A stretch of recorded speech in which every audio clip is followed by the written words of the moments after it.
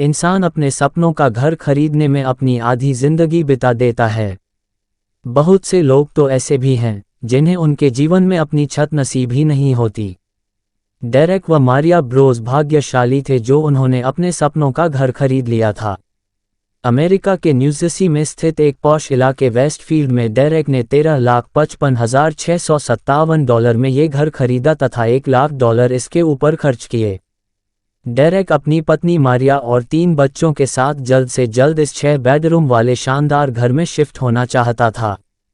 सब कुछ तो हो चुका था लेकिन थोड़ा रेनोवेशन का काम बाकी था।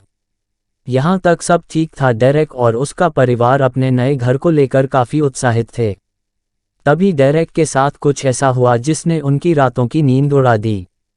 दरअसल डेरेक एक दिन जब अपने नए घर में पेंटिंग का काम देख रहा था तभी उसे उसके लेटर बॉक्स से एक चिट्ठी मिली। चिट्ठी में सबसे पहले तो उन्हें नया घर खरीदने की बधाई दी गई थी। इसके बाद चिट्ठी लिखने वाले ने लिखा था कि इस घर पर नज़र रखी जा रही है।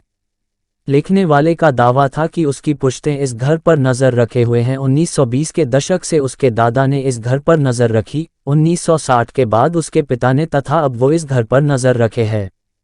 उसने डेरेक को ये भी लिखा था कि वे नहीं जानते कि इस घर की दीवारों में क्या राज दफन है।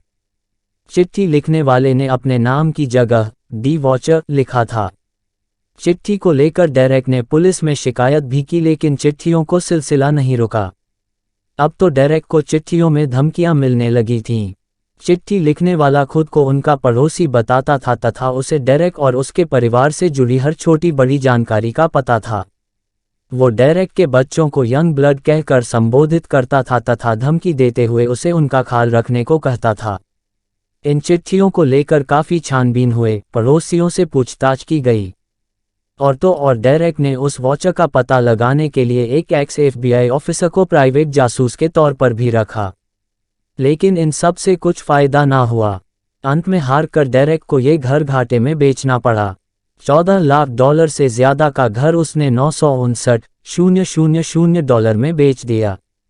2016 में आई एक हॉरर मिस्ट्री फिल्म दी वॉचर इसी कहानी से प्रेरित है। फिल्म में एक शख्स जो खुद का नाम दी रावेन बताता है वह भी इसी तरह घर के मालिक को खत लिखता है।